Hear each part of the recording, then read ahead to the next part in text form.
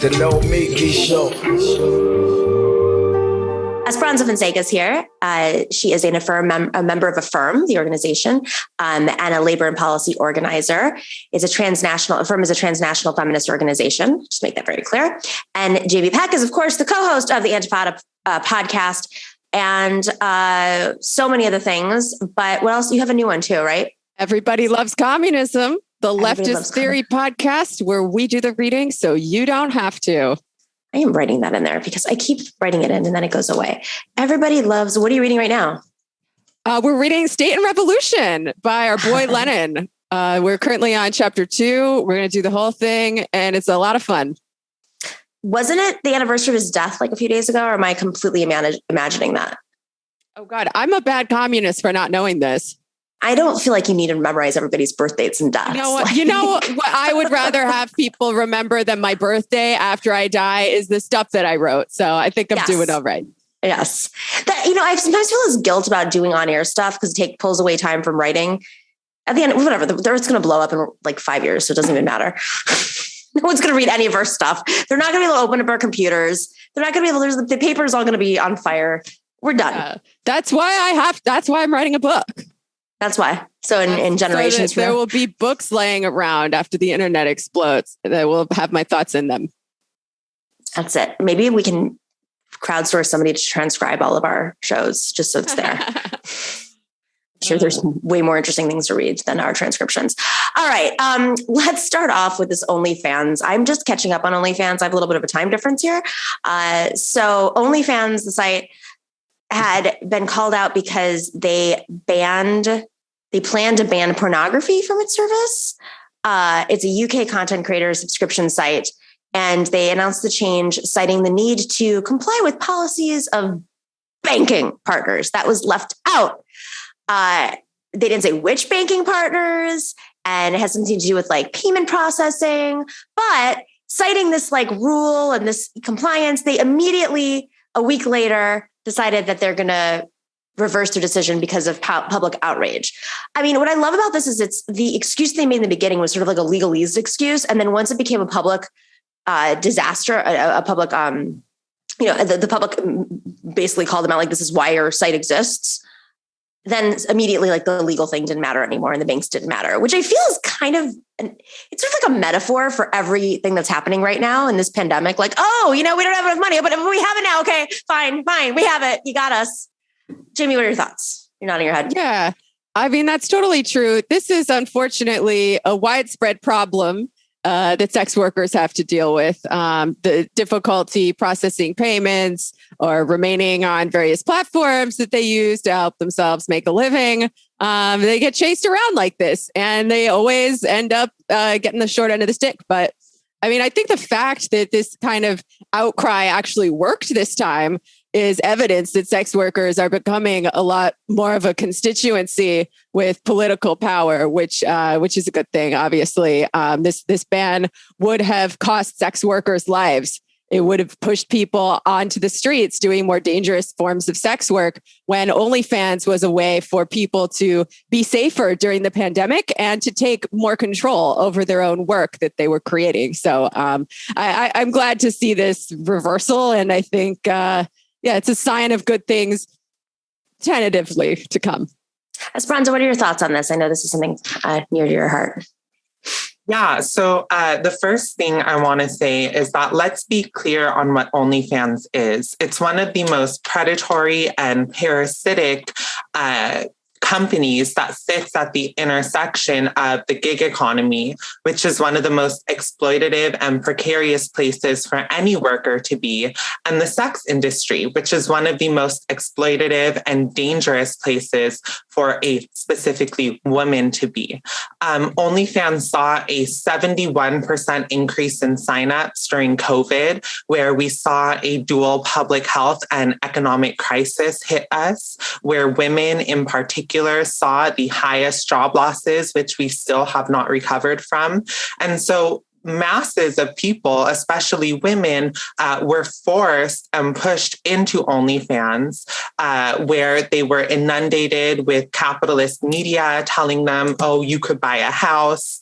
The OnlyFans executives themselves had embedded this sort of multi-level marketing pyramid scheme in it, where you earn more if you recruit more people onto the site.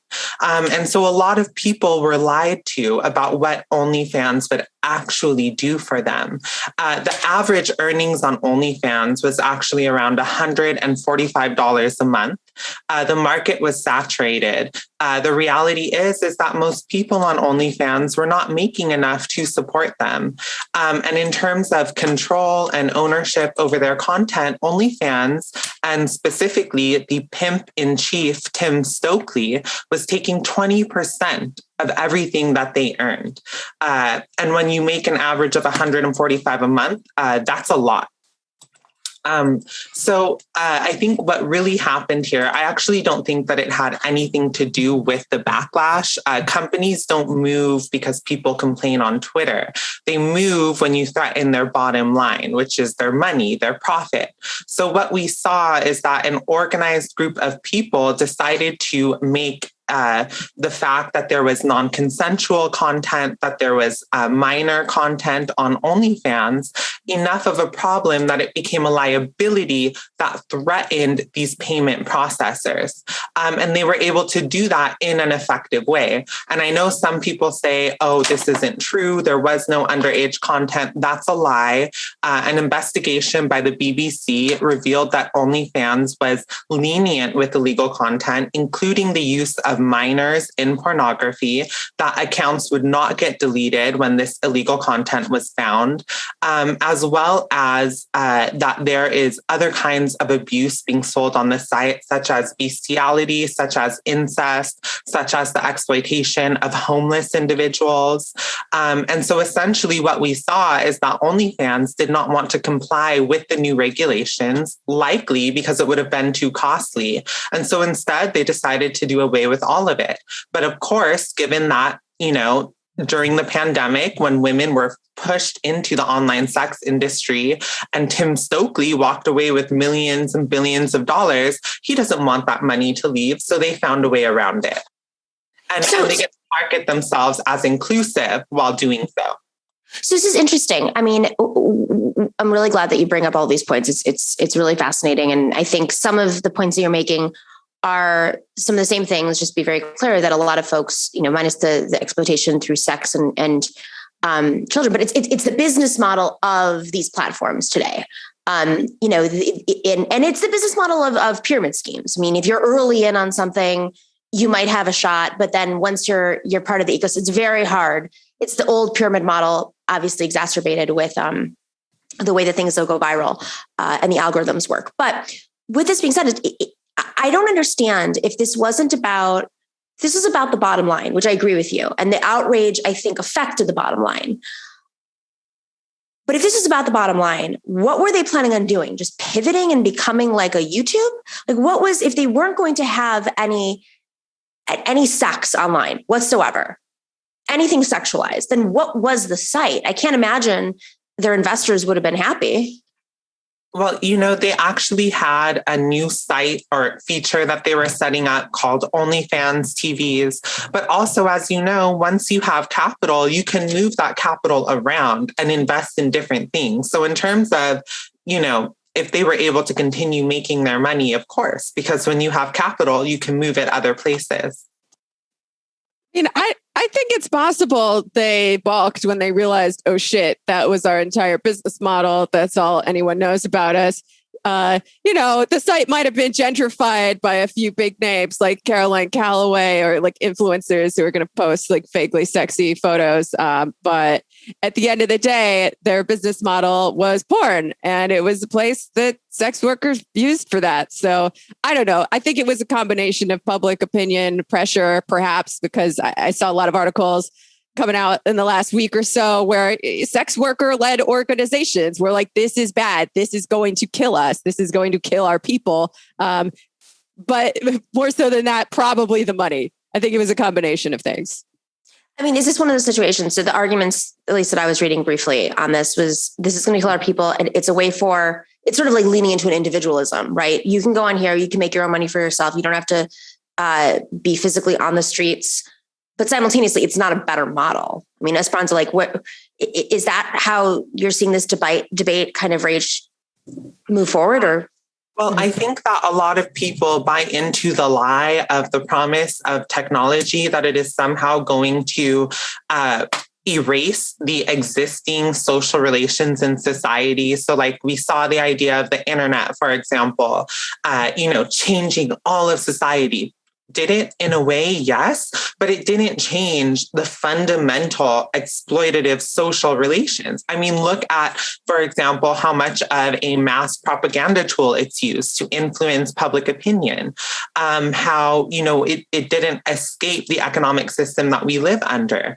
Backpage was supposed to bring an end to pimping and give people independence. Did it? No, it didn't. People were still being pimped out on Backpage. People were still being trafficked on Backpage. And Backpage didn't do anything to reduce the violence against those of us who didn't have a pimp or a trafficker. And in the same way, we're seeing that same failed, tired, old promise being said about OnlyFans, that it's supposed to give people this sort of independence and freedom from violence. That is simply not true. I had a friend who was assaulted and raped while making an OnlyFans video. I mean, these pressures, these problems still exist, and you're not going to be able to run around them with a new shiny piece of software or technology. Just real quick, Jamie, just so people can understand. So when someone's being exploited on OnlyFans, is it like in a studio? How is this kind of in a granular way? Like, how's it set up? I mean, one thing that a lot of sex workers like about OnlyFans is that you can create your own material. You don't have to just show up and do a bit in someone else's movie. And you have a lot more control over who your partners are, over what kinds of acts you're performing. And you keep a whole lot more of the money than you do in other situations. I would never argue that sex work is not exploitative, because all work under capitalism is exploitative. But as long as we have capitalism, people have to be able to make a living doing the kind of work that they have chosen, or for whatever reason is preferable over other kinds of work. And we're not going to see eye to eye on this. Sorry. Like, I think some people think having sex for any other reason than a very narrow kind of desire is inherently soul destroying in a way that other kinds of work are not, in the way that cleaning rich people's toilets is not. And I disagree. Like, I also want to abolish sex work, but we got to do it when we abolish all wage labor as part of a social transformation. Yeah, I mean, I think that while all work under capitalism is exploitative and coercive, when sex is exploitative and coercive, we have a name for that. And that name is rape. It's sexual violence. And as someone who has been through the sex industry, as someone who every week sits down with women. Yeah, I mean, so have I. Sorry. Huh? So I also used to do a kind of sex work, and I'm friends with a lot of sex workers. So yeah, I am also speaking from experience. Yeah. So, as someone who actually sits down every week, not just to have friendly conversations with people, but actually to interview them on their experience, to study this, what I found is that the majority of people, and the data backs this up, are actually not in the sex industry by choice. I mean, when you take 99% of someone's options away and they're left with one, which is prostitute yourself or starve, that's not really a choice. And so I think that what our job should be, as whether you call yourself a progressive or a leftist or whatever, we should be combating rape culture, not trying to twist theory in order to justify it. And when it comes to OnlyFans, I think that it's sort of clear that the blame has been laid on everyone else except for the CEO and the executives, who are walking away with billions in profits, while a majority of people, mostly women, have been pushed into the online sex industry because they've been dispossessed from their jobs and from the employment that they actually initially chose. What about all the sex worker-led organizations who are saying, this is going to be really bad for us. Are they just wrong? Do you mean the ones led by pimps, like the ones led by convicted pimp Maxine Dugan or Alejandra Gil or Douglas Fox? Or are we talking about the ones funded by the same people that fund the National Endowment for Democracy that conduct regime change all over the world? Wait, so when you say there's organizations that are being funded by pimps, can you just be like which organizations these are, or they're part of them? Yeah, this is new for me. I'm not aware of it. And there's a fine line, by the way, between who's a quote unquote pimp and who's a worker. If sex workers work together in a group for safety, if they do bookings for one another, they are charged with quote unquote pimping. So that's right. Not a word that the people that I know who are sex worker activists like to use. Yeah. So when I say organizations run by pimps, I'm talking about, let's go back to the very first so-called prostitute union, Coyote, which was initially funded by the sex industry, initially funded by Playboy. You see all over the world, when these organizations began popping up, pimps were actually, and traffickers were actually involved in the creation and the leadership of these organizations. Whether you're talking about Douglas Fox, who ran one of the biggest prostitution rings in the UK and represented himself as a sex worker and ran a sex worker organization, whether you're talking about Alejandra Gil in Mexico, who helped run a national, or I believe international sex worker project and was herself accused of trafficking by women that she was pimping out. And then her organization called those women liars. So much for Believe Women. Or whether you're talking about here in the US, where we have a woman named Maxine Dugan, who was involved in constructing Amnesty International's policy around decriminalizing pimping, brothel owning, and sex buying. And she herself is a convicted pimp who would steal up to 60% of the earnings of the women that she would pimp out. Was this before she joined the organization with Amnesty? Yeah, it's before. And so while we could talk about, if two women in prostitution are together, should they be convicted of pimping? Obviously not. But we're talking about actual pimps, like actual people that are profiting by prostituting others. And so that's why I think we have to be very clear about what kind of organizations these are, because a lot of these organizations not only are pimp-led, but they're funded by imperialists, literal imperialists who fund the NED and want to push an agenda on people who are telling them you're experiencing violence in the sex trade at the hands of pimps and sex buyers. Well, let's expand the rights of pimps and sex buyers, and then maybe the violence against you will stop. So I have a question for you, for either of you. Okay, so somebody's their life work, or at least in their adult life, has been in sex work, right? Without an OnlyFans, if there's very few options, if it's continuing to work under a pimp in your community, in whoever's community, right? Or going on OnlyFans, or some other, being part of some organization. I mean, they're very limited. I mean, like I have like one skill in my life. If I don't have the ability to do that skill, talk about politics or ask questions about politics, I'm done, right? Like it's similar. It's how most people are. So if where do they go? What are the options? Either one of you, jump in. Yeah, I mean, I'm sorry. Sorry, let me just real quick. The reality is that there are no options. And that goes to show you the absolute necessity of prioritizing the right to exit. The right to exit is the most denied right to women, whether it is the right to exit an abusive relationship, an exploitative relationship, or the right to exit the sex trade. A study of prostitutes in over 9 countries revealed that nearly 90% of them wanted to exit but couldn't because they did not have the resources. People are trapped in sexual service, trapped in prostitution, and they need the right to exit. And that includes housing, food, education, job programs, et cetera. And until we guarantee that, we are maintaining, justifying, and excusing the biggest institution of rape culture that has existed since patriarchy and class society were created. Jamie? I mean, the right to exit should exist for any job that somebody doesn't want to be in, right? We can think of a lot of jobs. no matter what it is. In marriage. Yeah, of course. And this is not a problem with sex work in particular. This is a problem with work in general. This is a problem with our capitalist society. It's far more violent. I mean, the reality, Jamie, is it's like today, yes, today it is far more violent. Maybe not 100 years ago, but today sex work is far more violent because most people don't choose to get into sex work. Well, actually, a lot of people do, and a lot of my friends are sex workers. So I take this pretty fucking seriously. Statistically, but what I was going to say was a lot of the organizations that provide actual resources for people who don't want to do sex work anymore are sex worker-led pro-decrim organizations. The rescue industry, as we call it, does not often provide these kinds of resources. Or if they do, there are a lot of strings attached. They're religiously motivated.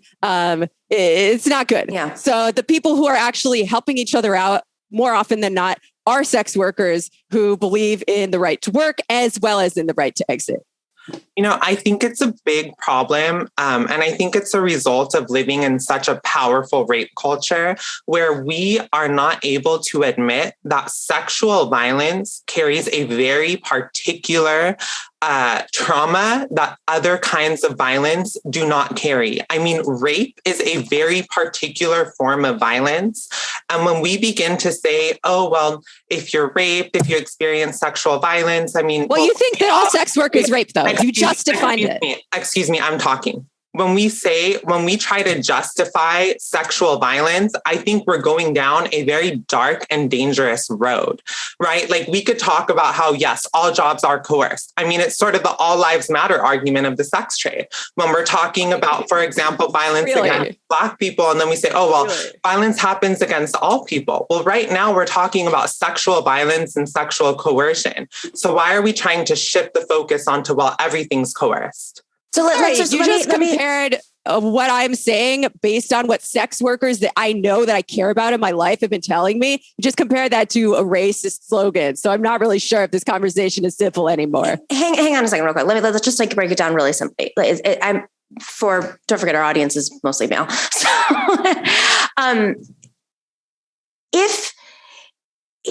so based on the assumption that work is something that we're all forced to get into, right? This is based, I think all of us can agree that work is exploitative, fundamentally, capitalism exploitative.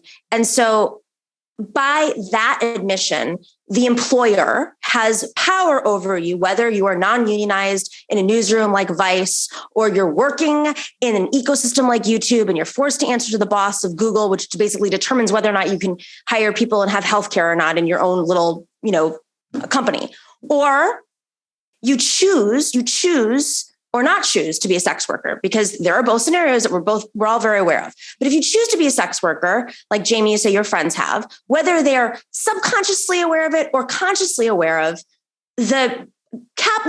fundamentally the point is capitalism is patriarchy. So if the patriarchy, the male dominated capitalist world that we're living in, is setting the terms of conditions, doesn't it mean that whether they're conscious of it or not, choosing to go down that road is still an effect of patriarchy and exploitation? Of course it is. And I'm going to take a breath.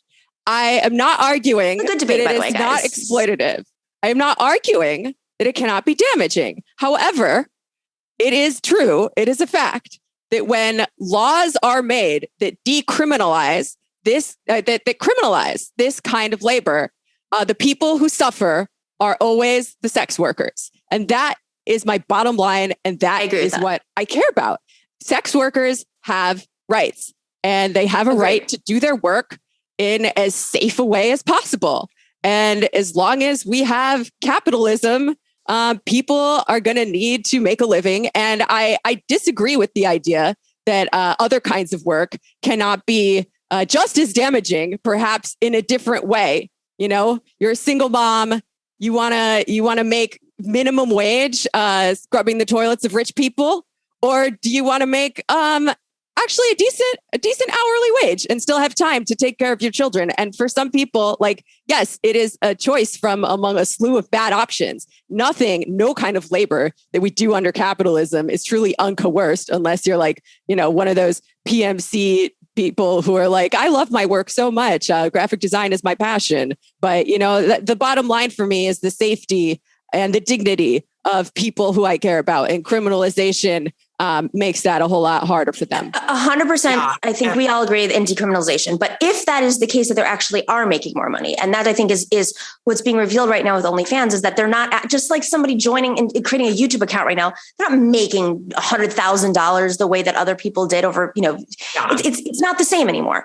And simultaneously, I mean, I understand where you're coming from, Jamie. Like but it still seems like, and forgive my use of this term from the more traditional sense, it's an incremental approach to being able to totally exit. This conversation could have been had 6 years ago or more recently in many places around the world about divorce. I mean, marriage was a vehicle of capitalism. And it honestly still very much Absolutely. Is. And I think we need to have a conversation about marriage. And I think in the same way that we want to make marriage free of economic coercion and economic incentive, sex should be made free from economic coercion and economic incentive. Because as long as our bodies are controlled by either the state or the market, which people, especially libertarians, often leave out the coercive forces of the market, they ignore that. As long as our bodies are controlled by either of those two things, we will never be actually free. And I think that when we're talking about coercion, when we're talking about exploitation, capitalism is not an even system. When you look at global capitalism, it is very uneven. And so levels of exploitation, levels of coercion, levels of violence, levels of risk, they exist differently in different industries. And the sex industry is one of the worst places where anyone, especially a woman, can find themselves. And that's why you see that the level of violence, the level of coercion remains the same. No matter what policy model, no matter what legal framework the sex trade exists under. You look at New Zealand, for example, where pimping and sex buying were decriminalized. Violence and abuse remained as before. There were an increase in male sex buyers on the street. According to a study from 2000 to 2013, stigma against people in the sex trade remained the same, and women have continuously been murdered in New Zealand. So the reality is, expanding the legal rights of pimps, brothel owners, and sex buyers is not going to guarantee the safety of women in the sex trade. And we've seen this play out time and time again. So I'm actually glad you brought up marriage, because that is another example of something that has the possibility for very coercive dynamics under capitalism and patriarchy, and the potential for a lot of abuse. The solution to that is not to abolish marriage, right? Are you working to make marriage illegal? No, you're not. Because it would be like the tail wagging the dog. These problems are not caused by the institution itself. Things like migrant labor, right? Women who pick fruits and vegetables are subject to a whole lot of rape and abuse on the job, as well as domestic workers. Are we trying to make that kind of work illegal? No, we're trying to work on the problems in the industry and give women more economic power so that they can stand up to their bosses when they're being abused. Well, yeah. With that being said, though, I mean, just real quick with marriage, maybe that's the case, but I think fundamentally for those who decide to get into a marriage, they're doing it for economic reasons, partly because there is a dynamic. There is a complete discrepancy between how much money a woman is being made. I mean, those who are, at our in our little circles, right, who are deciding, okay, yes, it's an outdated institution. It's tied to capitalism, all of these things, but I'm not calling for the abolishment of marriage. But, fundamentally, if we had a more, equal status, we probably would call for the abolishment of marriage. But in our current world, is that something that anyone is trying to do? No. I mean, I debate it sometimes. Are you trying to get rid of marriage? Are you trying to get rid of agricultural labor? Well, it just seems a little bit uneven to me. There's a few things that need to be said. So this is why we're not calling for the abolition of sex. Like, we're not calling to abolish sex. We're calling to abolish the sex industry. In the same way, we're not calling to abolish two people deciding they want to live together and love each other and build a family for the rest of their lives. but we are calling to abolish the mail order bride industry, which exports women from the global south. We are calling to abolish economic coercion, economic incentive, and economic pressure, which forces women into marriage. We are calling to abolish those kinds of industries and economic pressures and incentives around marriage. So we're not trying to abolish sex, but we are trying to abolish the sex industry. And then the last thing I want to say is that this is why it's so important to have a comprehensive approach to dealing with the issues that women face. Because yes, we should abolish the industries which act as these coercive forces and act as these bastions of violence against women, but we should also attack it from the other end by guaranteeing women more economic power and economic freedom so that we don't have to serve men, whether domestically in a marriage or sexually in prostitution, in order to survive. I mean, I too, I would like to work towards more economic power for women. I think this is the root of all of these problems. And I think there's a way to do it without criminalizing the work of women and, not just women, everyone who's currently working in those kinds of jobs, without making their lives more dangerous. Yeah. And to be clear, I stand for the decriminalization of prostituted people, but I do not stand for the decriminalization of pimps, brothel owners, or sex buyers. Well, these laws, the worst effects always come down on the sex workers, though. And we've seen that time and time again. So the only model that really works, nothing really works under capitalism, right? No one's having a great time. But full decriminalization, according to all the sex workers that I've ever spoken with, according to the books I've read on the topic, like Revolting Prostitutes, really good one from Verso Books by Molly Smith and Juno Mack. Full decriminalization is the best way to preserve the safety and the human rights of sex workers. Yeah, personally, I think that's a neoliberal approach, which puts our fates in the hands of the free market. It decreases any regulation on the sex industry. It literally throws us into the whims of the free market. I also think that countries which have decriminalized pimping and sex buying, like I mentioned earlier, and if you look at my writings, which they're linked in my Twitter bio and Class Society, you'll see that there's actually evidence that the violence doesn't decrease when you expand the legal rights of the people that profit and benefit from our exploitation. But I think this is a debate that we probably cannot conclude in 15 minutes, but I would encourage you also to read what I've written, as well as, the work of hundreds and hundreds of survivors, as well as people currently in the sex industry that are starting to doubt the neoliberal approach to deregulation of the sex industry. The neoliberal approach that is endorsed by DSA and lots of other socialist organizations. So there's the Green New Deal, and the Green New Deal is something that's tied to capital as well. It's an incremental approach. I would say instead of neoliberal, incremental. I don't see Hillary Clinton advocating for any of these things, but it's, the reality is it's like, if we're going to go back to what's serving people materially and they meet it, I see both sides of this. I have one thing that I'm pushing for, if I ever run for office, and I am not joking, forced vasectomies. Well, I think we can all agree on that. I'm not fucking kidding. Everything, I'm just sitting here, I'm like, you know what? This would all be solved if we just had forced vasectomies.